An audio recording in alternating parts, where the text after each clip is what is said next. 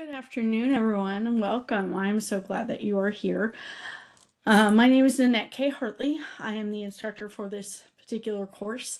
This is a general introduction to any of my courses, be they in person, online, SOM, Flex Lab, or Open Lab, that's what we're calling them now.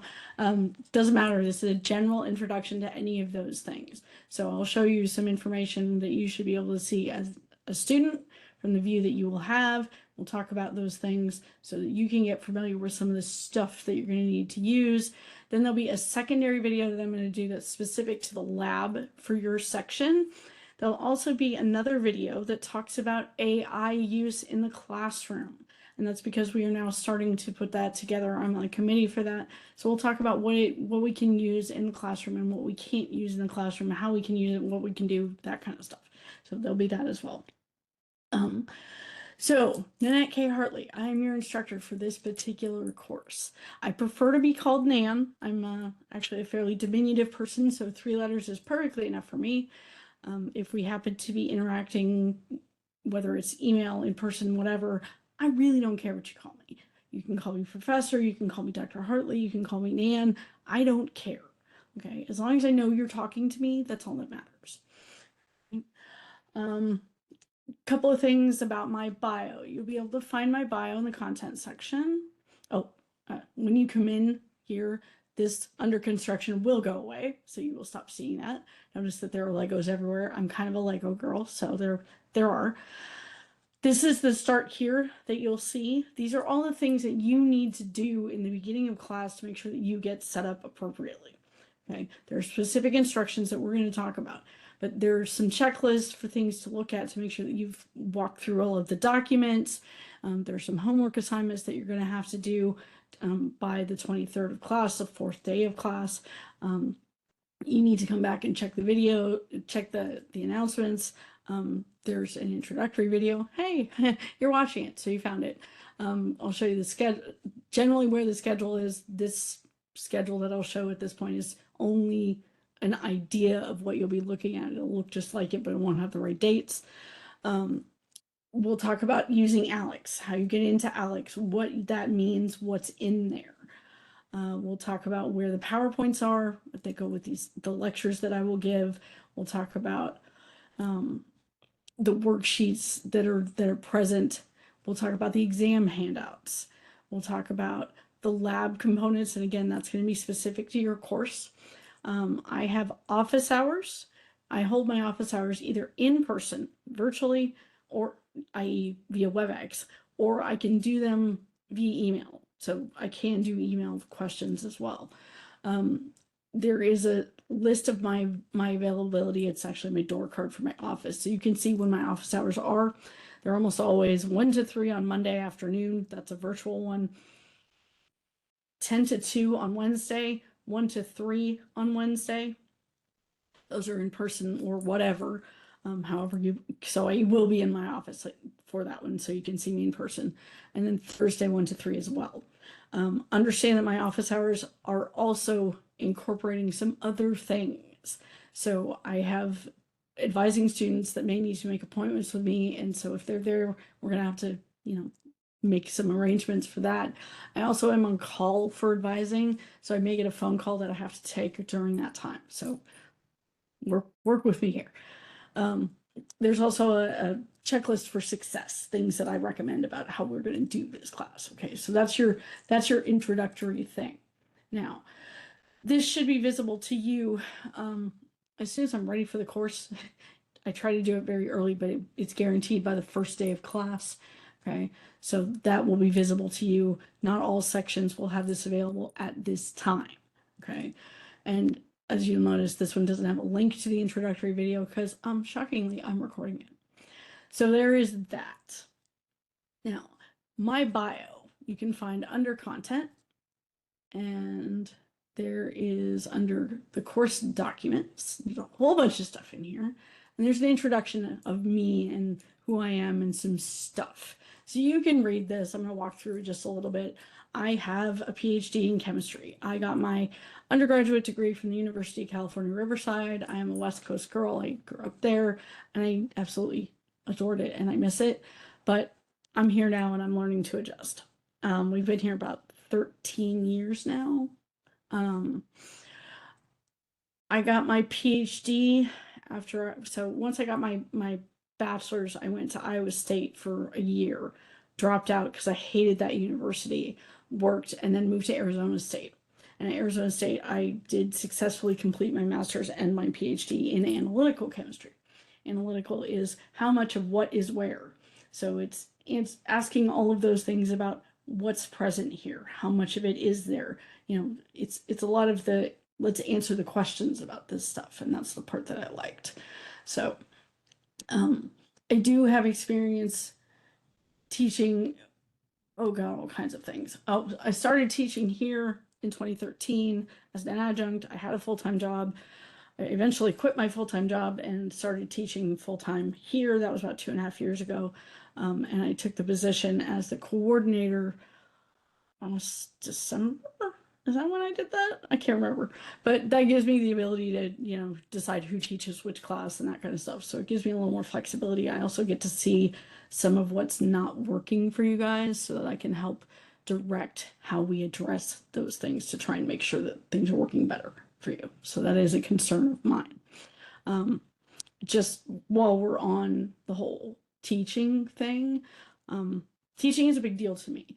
When I was a student, I did take education classes to figure out how to teach this better. One of the people that I did a lot of work with was a chemical educator, and I worked with him on developing interactive laboratories where we told you virtually nothing and just sent you into the lab and expected you to do stuff. I like those labs. I am a big fan of those labs, but understanding that process was really informative to me because it taught me a lot about how people learn. Unfortunately, not everybody gets a good sense of how to learn, and so there is going to be a counselor embedded in our courses. It's not in this video, but there is going to be a counselor embedded in our courses. If you go to the class list, you'll see someone listed as a counselor. That counselor is available to you anytime you need help with anything. Okay. I will try to schedule a time where the counselors can come and talk to you guys so that you can know what they have available. But they are available to you for anything. It doesn't matter, you're having stuff, I don't know how to manage my time. I don't know how to study. I don't know how to deal with test anxiety. There are lots of things that they can help you with, and they're an excellent resource for you to use. So that is something that I highly recommend. That team is over there and they're fabulous. They also have access to some things that aren't normally called for. Let's say that you're going along and suddenly something happens and like you have some kind of accident, you can't work, right? So that's a big deal. That's going to cause you a lot of stress. And so there may be financial concerns that go along with that. So there's the stress that comes with that. So you may want to talk to somebody about that. There may be financial concerns that you go, I just can't stay in school. There are other options. So those are things that they can talk to you about in terms of what if you can't get food? What if you need financial help? What if you need, what if your computer blows up? What are you going to do? Things like that. So they have resources available to them that they can talk to you about.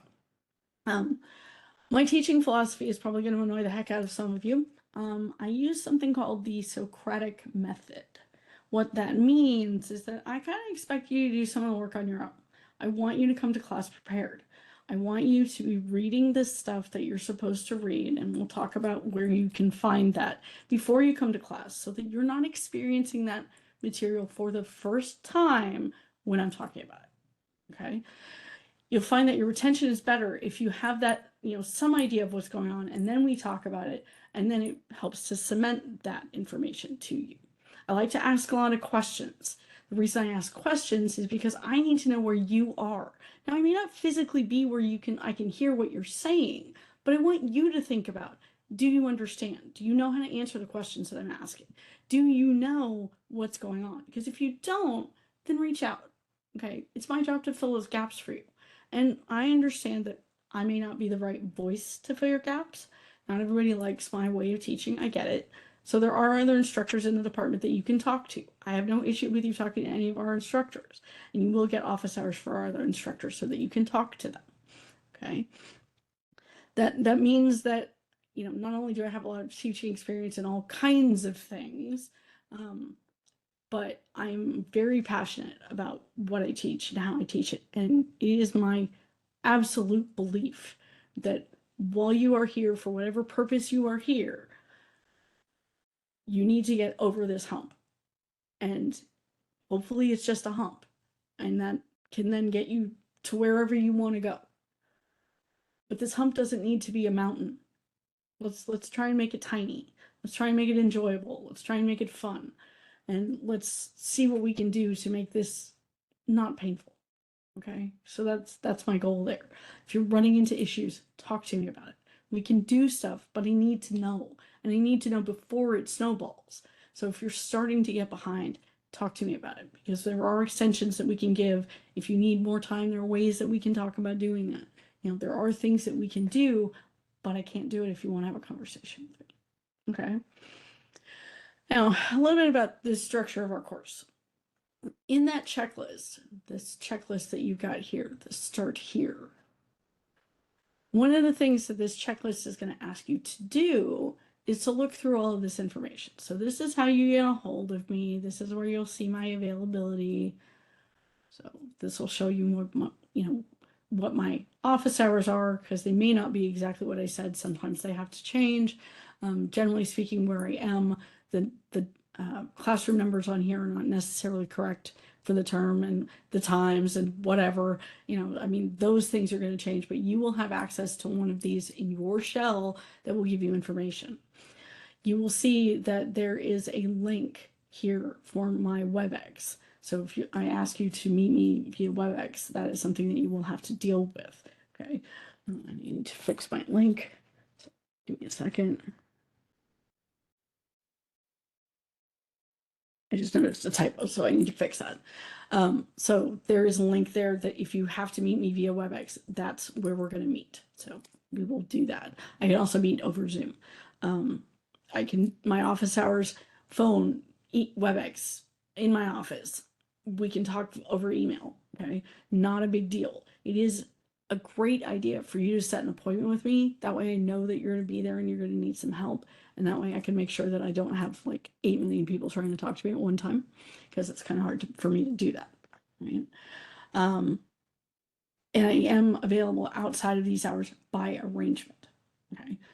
Now, one of the things I have to point out to you, it's important that I do. My Friday ends at 10 a.m. Now, the university closes at noon. I am done at 10.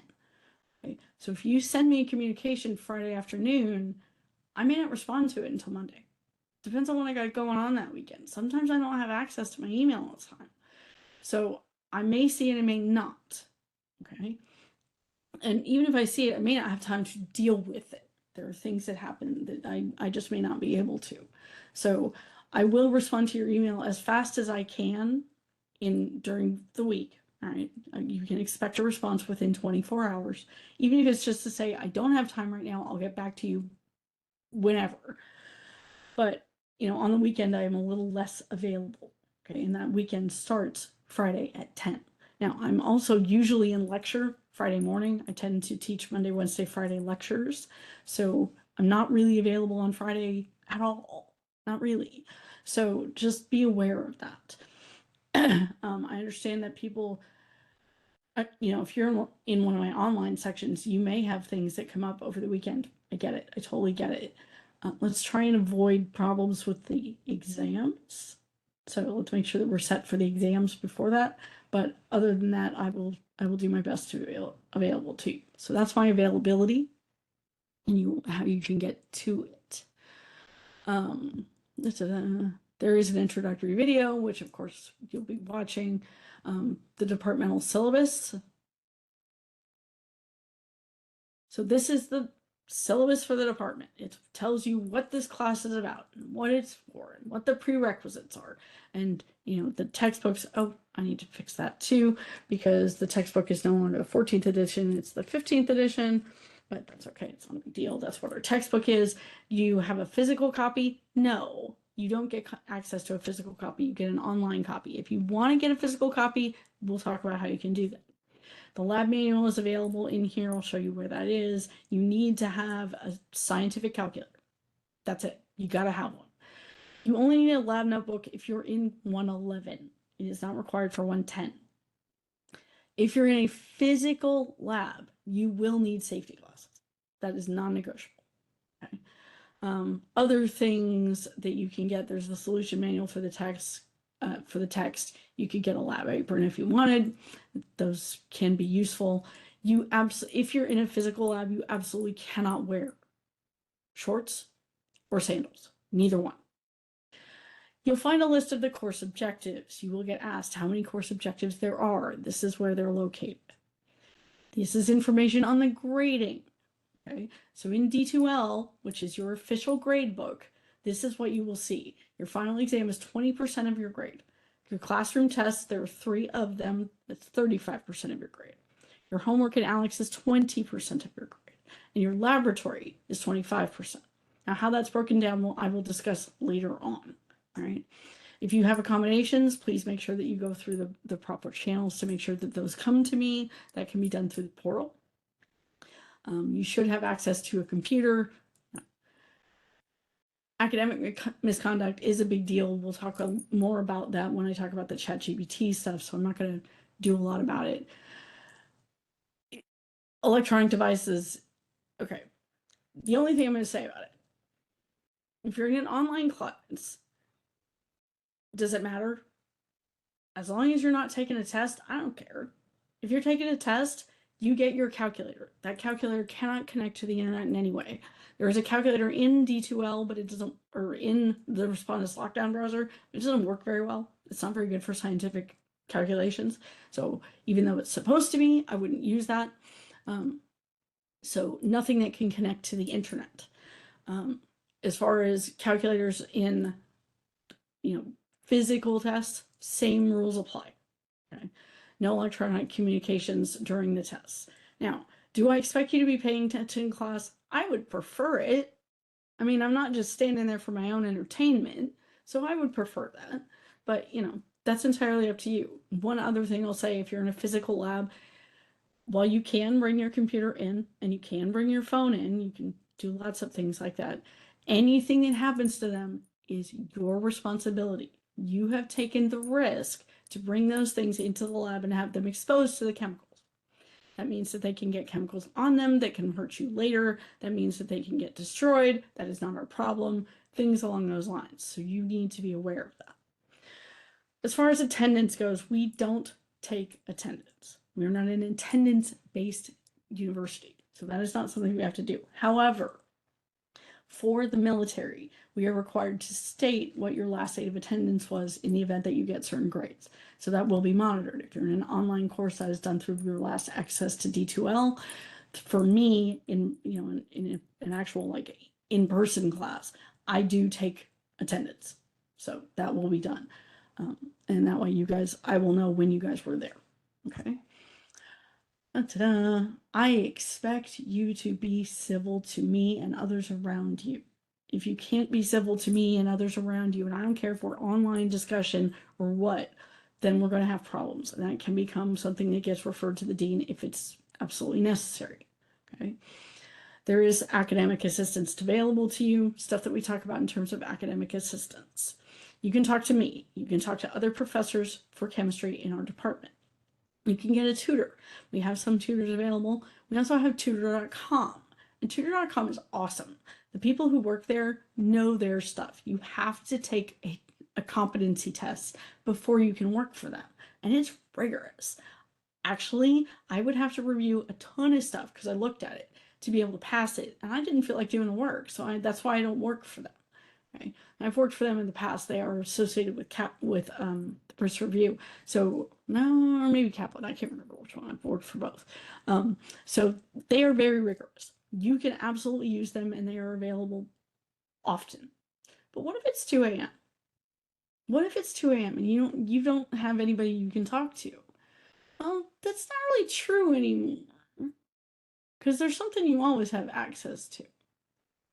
Now, this is ChatGPT.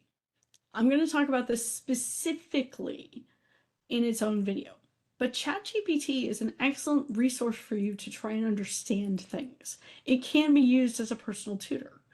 So I'm going to mention it there as a personal tutor. I'll talk about the details later when we talk, in that video, but this is something that you can use to help you. Okay. So there is that. That's everything that's in the syllabus that we needed to talk about. There's some lab stuff. This is how we go through the text. You'll see that there are assignments that go with that textbook. So these are parts of the textbook that you'll be responsible for. All of this is covered in the schedule. So this is the general structure of what we're going to be covering. Okay. I have a syllabus addendum. It just talks about what kinds of things are there, what do you need to do, where are things, da, da, da. There is a lab. Understand, I don't care where you are, which class, there is a lab component to this. If you do absolutely nothing for the lab, if you do not complete one part of the lab, you will fail this class. You have to at least attempt to do the lab. You are not allowed to say, no, I'm going to opt out. That's not something. Okay. So if you fail to complete things for the laboratory, you get an automatic F. I don't care how well you did in the lecture part. It doesn't matter. It's 1 grade. So you can't do that. Okay. Things are due when they're due. Labs are typically due a week after the date that they're done. So I have them due on a specific day the following week.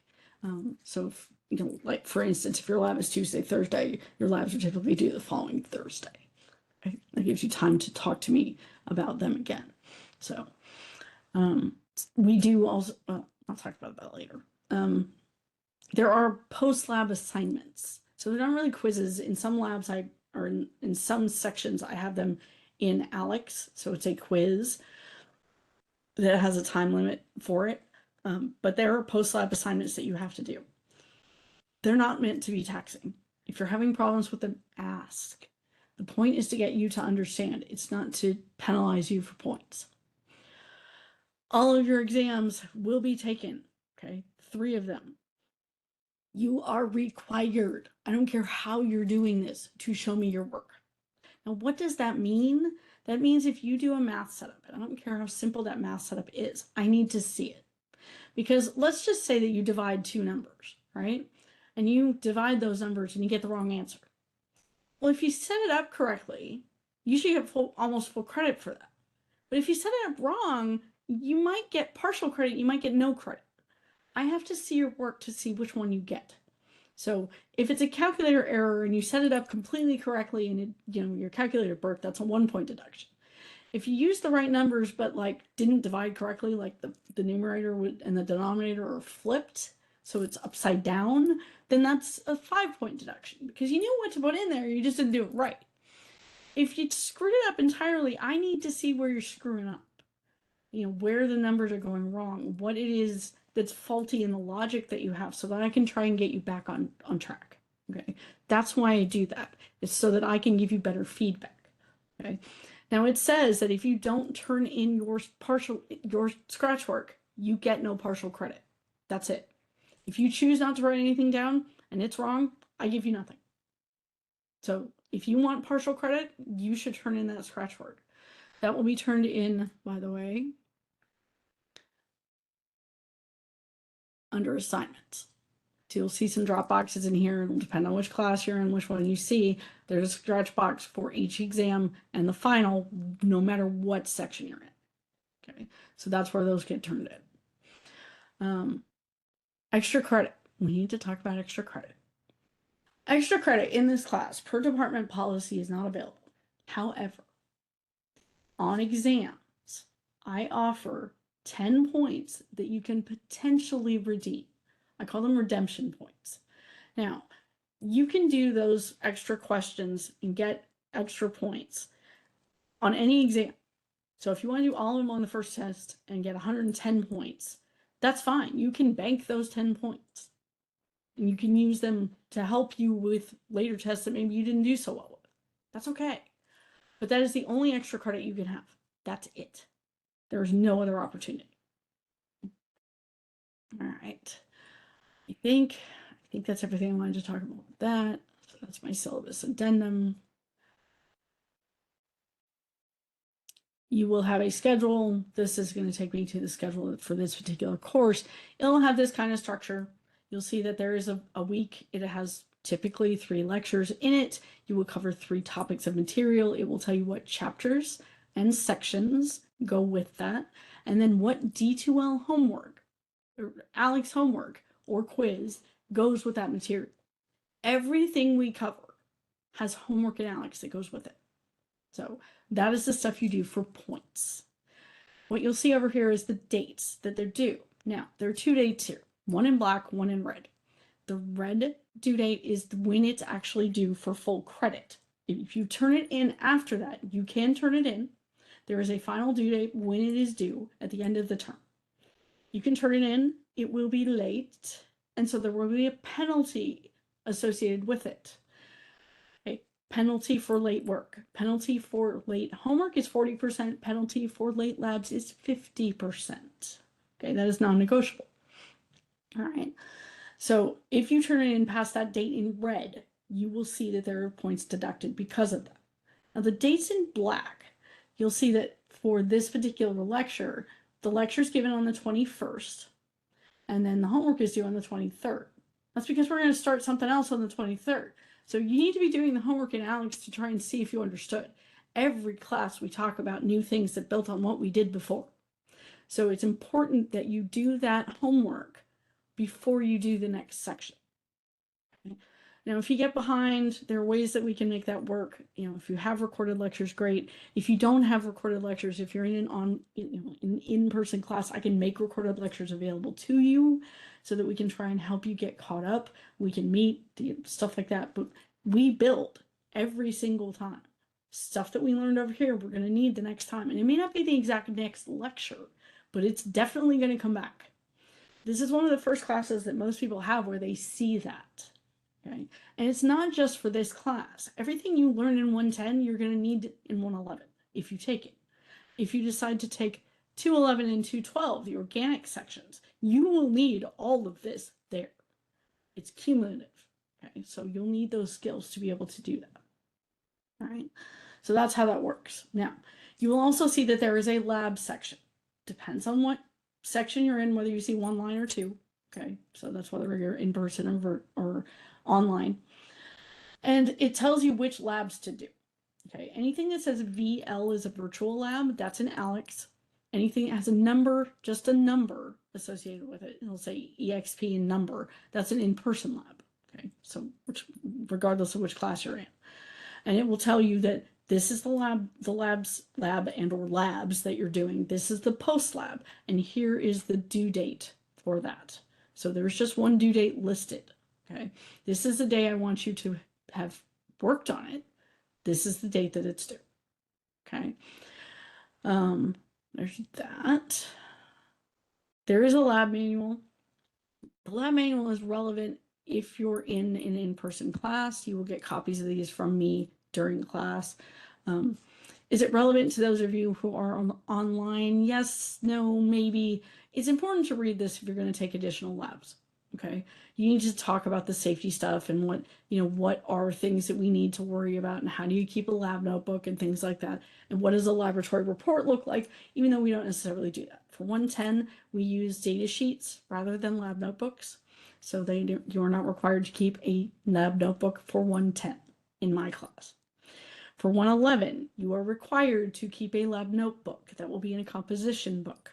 Okay, you're required to keep it. You will have to show it to me. I don't care if you're in person or not. I need to see it. Okay, and I do give points within the labs for what I see in the lab notebooks. Okay, we only do one official lab report during the term, only one. So you will see that. There's no lab practical tests anymore. I'm not sure why that's even still in here. Oh, that's because we haven't updated the lab manual. There is no lab practical test anymore. That is not there. It'll talk about the grades, and you need to be there for lab. That's it. If you're in an in-person class, you really shouldn't miss. There'll be some safety rules if you're in an in-person class. We will talk about this in class, and you will have to sign your life away and give this to me. So there's information in the lab manual. Do you need it? maybe I found that it was very helpful for me to understand the theory of what we were doing and why we were doing it, because it helps me with the ALEKS, because the ALEKS doesn't really talk about why we're doing it. And these labs have more information about why we're doing what we're doing. So I find them useful. Kind of weird that way. So that's the lab manual. There are course policies. Course policies, really, if you want to get down to it, are a lot of the same things that we talked about in terms of my syllabus addendum. It's these are my pet peeves. These are the things that drive me insane. So if you're in a physical class with me, this is stuff that's going to be really important for you to pay attention to. The no work equals no credit. Okay.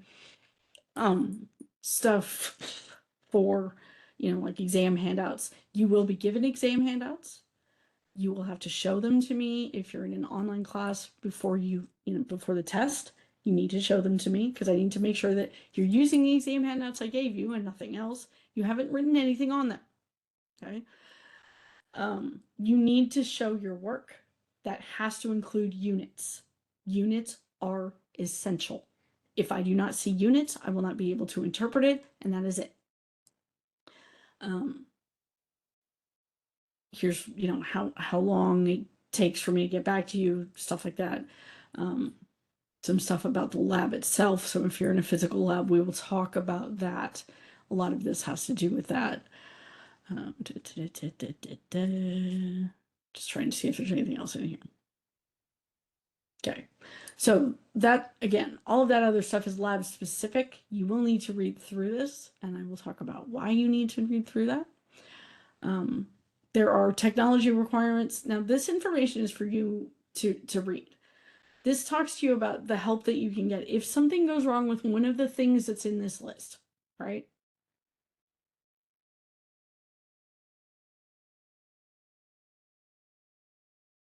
So these are your technology requirements. And it talks about, these are your prereqs, stuff that you have to have done before you come to the class. You need to be able to write stuff. Here are your computer requirements. So minimum computer requirements. This all links to the university web pages, so I don't maintain that. The ALEKS computer requirements, again, required by ALEKS. Webcam and a microphone, that is absolutely required if you are in an online class. If you don't have those things, then you are not supposed to be taking online classes. Microsoft Office is available to you through the university. This link will take you to where you can get it. WebEx, which is also available to you because you are associated with the university. So this link will take you to how you can get to it. D2L, this will take you to how you can get to it. And the Respondus Lockdown browser. So this is all information about those things. Here are some other resources. Online learning, technical support for TTT systems, D2L technical support, resources, things that are helpful on campus, accessibility, college skills, academic skills development. All of these things are available to you. Okay, so these are just a list of resources that you have so that you have them available. Okay. The other thing we talk about is the exam handouts. All right.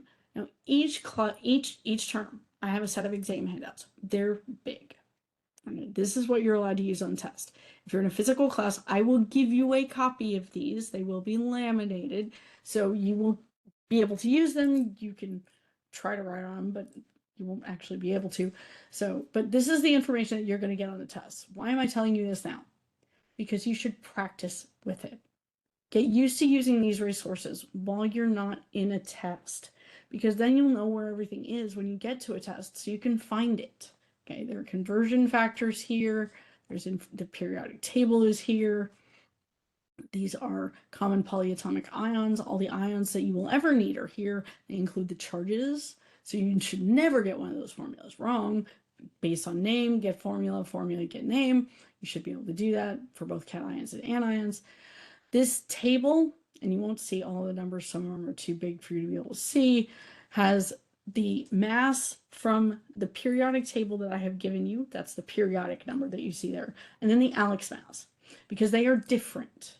So if you're working in ALEKS and you try to use one of the numbers on the periodic table that I have given you, it's probably not going to work the way it's supposed to.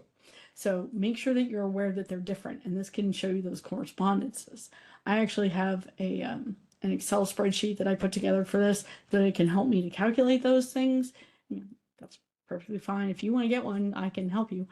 So here's more conversion factors, lots of them. This is for VSEPR. We'll get to this. You'll be able to use this during the VSEPR part. Here are your useful equations. Okay, if you can't read it, you need to talk to me about it because I changed the colors and the fonts, so we may have issues. Strong acids and bases are listed here. So these are all things that you'll have available to you. Now, one of the things that you may notice is that as you go through this, you won't necessarily know all of this stuff. So there are things in here that are from 111. There are things in here that relate to 110. And they're not necessarily in the order that you would think they are, because this is 110, this is 111, this is 111. So they're where they fit. That's really what it comes down to. Is they're where they fit. So there's useful information there, and you need to get used to where it is. That's why I give them to you now. Practice with them.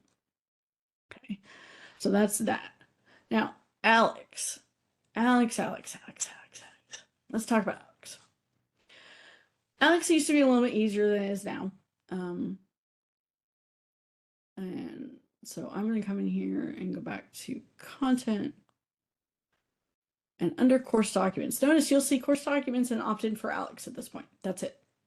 You won't see the rest of this until you do one of the initial homework assignments.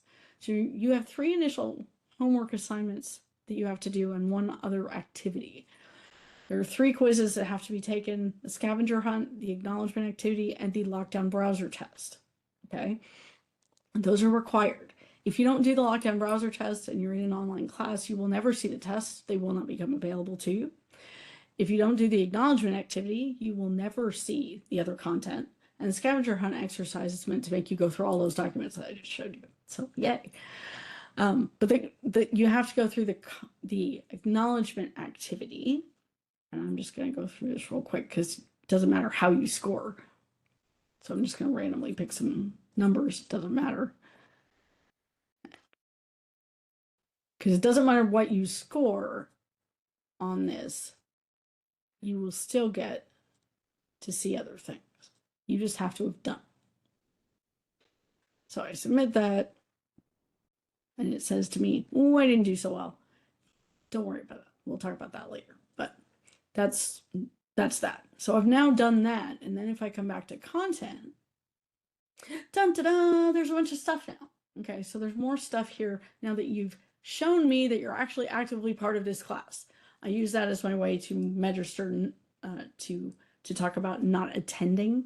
So if you don't do that, then you're considered not attending my class and you automatically get dropped. Okay, when we talk about Alex,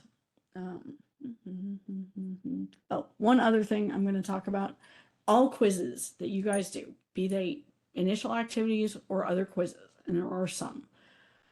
Every lecture has a quiz. They're pass-fail. So you either take them or you don't.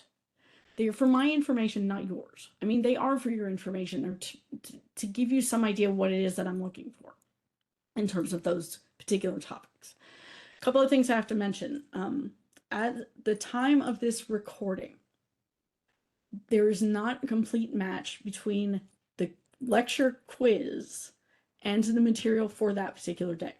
I have moved some of the lectures around, and so there's not a great match yet. I'm trying to fix it, but it may not match exactly. And so there may be some frustration from that. But again, I just want to know that you've done it. You'll be able to review those quizzes at any time so that you can see what kind of questions I ask for them, and we'll talk about them. Okay, I will talk about them in the lectures, so you will be able to see how they get done. Okay, don't worry about that. But they are all pass fail. So you did it or you didn't do it. It's 100% or nothing. That's it. I don't care which one it is. Scavenger hunt and the acknowledgement activity are the same. Why do they give you grades? So you can see what you didn't answer the way I thought you should answer it. That's why. Okay, so there is a way for you to check to see what I think you should be thinking, and we can have discussions about that.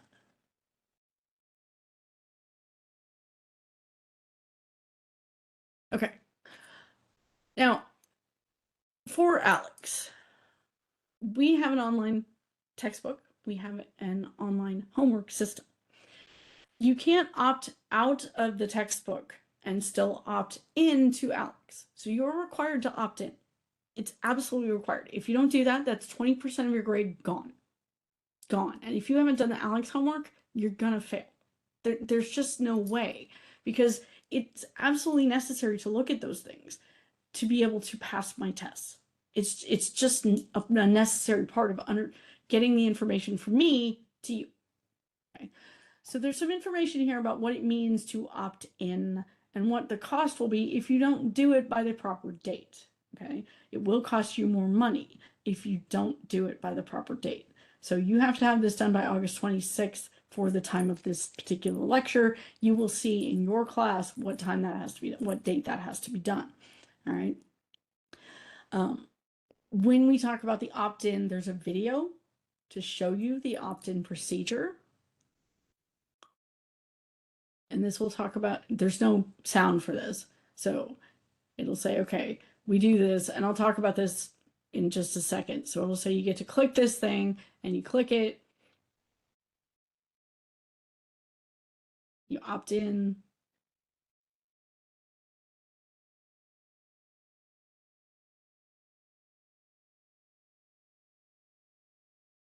And then you'll see this again. You're currently opted in, that is correct.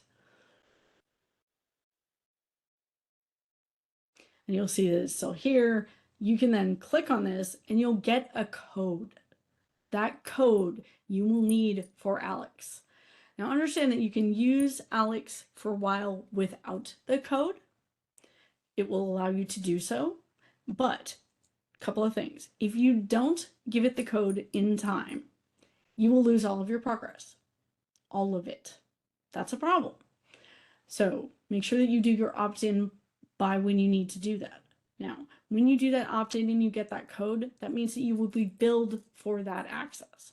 So it's like buying a textbook, but you don't have to go and buy the textbook. You're going to get billed for it. It's like $88, I think is what it, $87.99, something like that. So that's how you do it. When you do that actual thing, you're going to come into this RedShelf digital learning materials and open the link. That will bring you in here. And someday it will load. You'll see this thing right here. You won't see it exactly the way that I have, because it's already opted in for me. So you'll need to click this. You'll get a little button that says opt in. You'll have to click the opt in. That's what that video was telling you. And then when you click it again, you will get this code. This code is what you need to copy to take into ALEKS. Okay, so when you're ready to, when ALEKS is asking you for a code, you can come get this. You can do this at any time.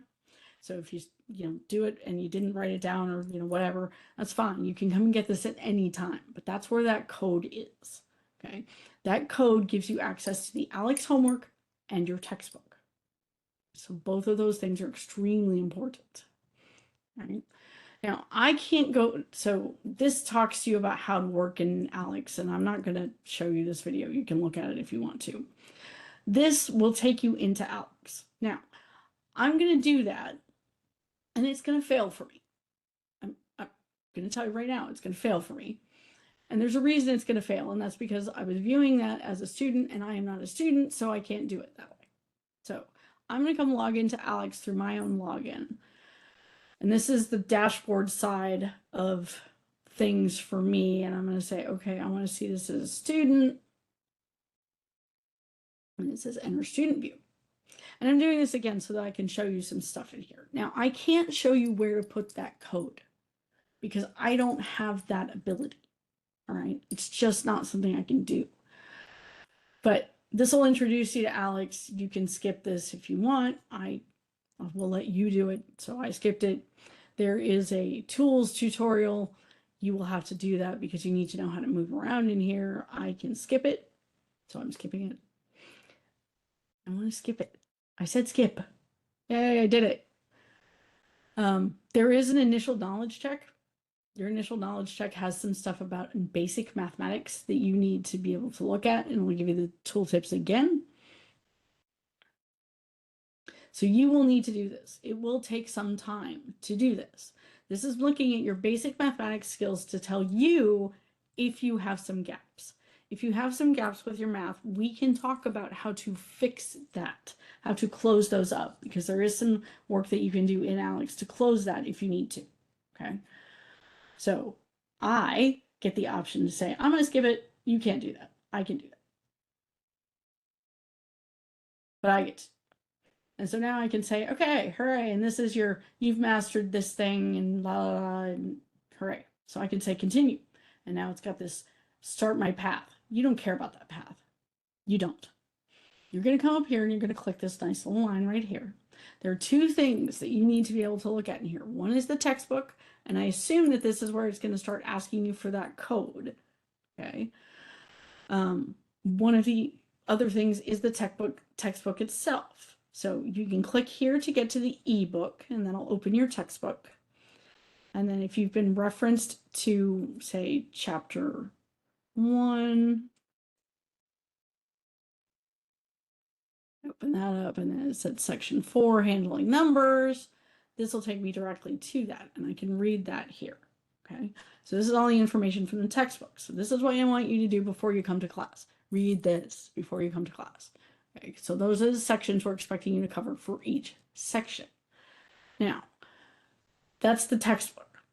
The other part of this that you really need, now if you want a physical copy, you can order one here and it's discounted. So if you want to do that, you can do it from here. All right. The other thing that you need is the assignments. Click the assignments.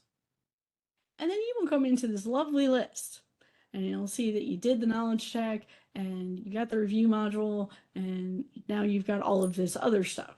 Now, there are 3 exams that are listed in here, and then there's virtual labs and post labs. Now, your class may look a little bit different. It depends on which section you're in. But all of the homework that is associated with the first test is under exam 1. These are all due on the same date. Okay, notice 9/6 for consistently for all of those. That is the date that it's due. There is a final submission date under the details. That is the last day I will take that thing, and that is the date by which you can turn it in for a penalty. So this due date is what you need to pay attention to. Your start date should all be the first day of your course. Okay, so all of these you'll see right now are upcoming because the class hasn't started yet. So that's why. The other thing you'll see is that there's an exam practice. So I gave you exam practice. Part of it's in D2L, part of it's in here. It is stuff that you should look at before the test. They can be very long. All right, I'm just going to put it that way. It can be very, very long. But having said that, those things should tell you everything you need to know to be able to pass that test. The other thing that I'll tell you is that probably somewhere in those tests, you'll find at least one, if not more, of the questions on the test verbatim. Verbatim. Okay, I kid you not. Some of them will be modified slightly. They'll have different numbers in them, things like that. But that is why those practices are there. The other part of that practice you get in here, you'll see there's an exam review and there's true, false, other types of questions in here that I have written. Okay, and again, some of these questions may appear verbatim on the test. There's an answer key for this. So that's those answers for that particular thing. All right, and I'll talk about that. So while we're on that subject, D2L is your graded homework. But you'll see within each of these that there is in-class practice and a practice key. So I will talk about this in-class practice. This is what I want you to do to test your understanding of that material. So after the lecture is over, you should be working on this. Okay, there is a key for each of these things, okay, to tell you what I thought my answers were. Okay, and this is, some of what I did and some of why I did it. There may be explanations, there may be not. So there is that. Now, I don't go through a specific long explanation of all of that. I don't go through videos on that. But if you have questions, I will send you a video comment on any of them, or we can talk via WebEx. Okay, that is not graded, but that is for your information. Why do I do that? Because what you see in ALEKS These are questions that are designed to pull together all of the information for a particular topic. Not those little tiny subtopics within it, but the particular topic. The homework that I give you in ALEKS is for each of those little tiny subtopics. Because you may be understanding some of the subtopics, but not the whole picture. So you're getting everything wrong in ALEKS, but you're getting, if you were doing the stuff in D2L, you get some of it right. Okay, that's something that we can talk about, and we can see where you're having problems. It helps me to understand where things are going wrong. Okay, so that is your ALEKS stuff. Now, that's your lecture portion. Now, virtual labs. Every class has virtual labs. Some have only a few, but every class has virtual labs. The virtual labs are in here. You will get access to them. You can do the labs as many times as you want to get a perfect score. If you only want to do it once, that's fine. Doesn't matter, but you have unlimited attempts to get it right. I have recordings for these things to talk about pitfalls, things that might go wrong, things that you run into that may not look the way you would expect, things that I think you should be paying attention to. Once you're done with the lab, you will get access to the post labs. Okay. Now, these require that you have done the lab first. You get attempts on each of these. The first couple, there are 3 attempts. And then after that, you only have 2. And actually, it should only be the first one that has 3 attempts. So I'll fix the attempts too. So you have multiple attempts. Now, these things are not meant to be hard. And they're open note, open book. It's fine. Okay. It is a quiz, so you get a limited amount of time, hour and a half to do it. You may not get them all right. It happens. If you take it again, you only have to redo the questions that you missed. Okay, so only the ones that you missed. And if you have any questions about it, ask me. I'll be happy to talk to you about it, because I'd rather that you understand where you went wrong rather than just continue to beat yourself over the head about it. Okay.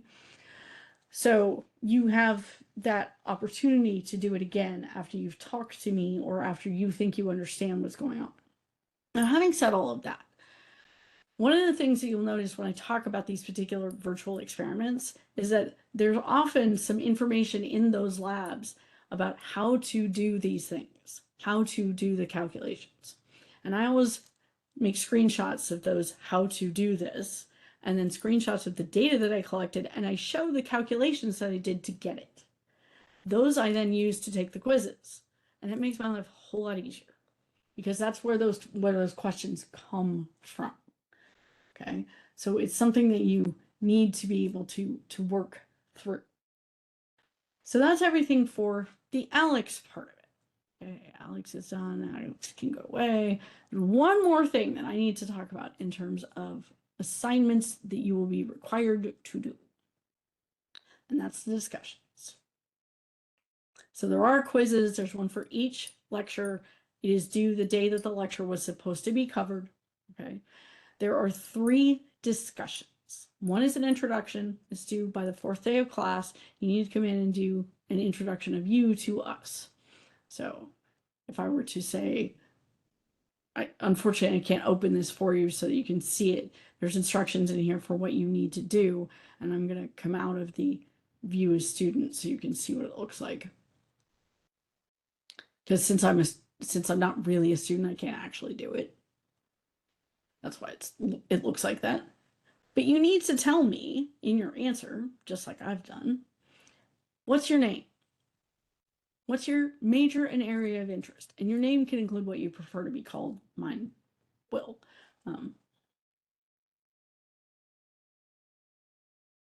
Nan is my preference again. So your name, your major. Why are you here? What is it that you're trying to do? Why does chemistry fit into your program? Okay, so I want some idea. And if you don't know why chemistry fits into your program, ask Google, ask ChatGPT. Let's see if we can give you some context for why you've been forced to sit in this room. That's what I want. The big why you're here, I want to know what your overall goal is. You know, if you want to go to, if you want to be a doctor, if you want to be a nurse, if you want to do this, if you want to do that, it helps me to understand how to talk to you about it, to give you that context that'll help you. I then ask you about apples or math, apples or y equals mx plus b, because some of us love math and some of us don't. So if you're a person who hates math, I need to know that. Like if you would rather talk about the concept but not the math, I need to know. My default setting is math, but I can talk about the theory, but I'll go to the math because I think it's more concrete and it's more helpful to talk about it that way. If you don't work in the math, if it's not going to work for you, I need to avoid it. So that's why I ask that question. There's one other thing. You'll see it says word. You get one word, one common phrase to describe yourself to. I want you to talk about who you are to me and to everybody else in the class. And feel free to explain it. But what's your word? Now, having said that, I will share my word as I have done here. I'm tenacious. Okay, that means that if I am trying to get to a point, like if you've asked me a question and I am trying very hard to get to the answer I think you want, I will be so focused on getting from here to there that I may not understand that that's not the question you asked me. Okay, sometimes I misinterpret what's been said. I'm going in a completely different direction than you are. It's okay to say, hey, whoa, that's not what I meant. I need you to talk about this. If I'm going off on a tangent, stop me. All right. You need to make sure that you're pointing that out because I don't need to waste my time. You don't need to waste your time. So let's make sure that we get back where we need to be. Okay. So that's what I'm looking for in terms of that discussion. Now, as far as the other discussions go, there are 2 additional discussions. It depends on which class you're in. I'm assuming right now that we're talking about 110 class, but it works the same way in 111. But there's always 2 parts. The first part is going to be a setup for a scenario. So I'm going to say, hey, here's the information about this particular scenario, and there's a lot of information. And then I'm going to say, this is what I need you to do. This is what I want you to tell me to do this. Now we can talk about this because I don't always use the same ones every time, so I'm not going to talk in detail about this. But you have to answer the first part, tell me what to do, and this is the expectation of what I actually want out of that. Okay, this is the rubric that I use for grading it. Okay, and it is that simple. You either did it, didn't do it.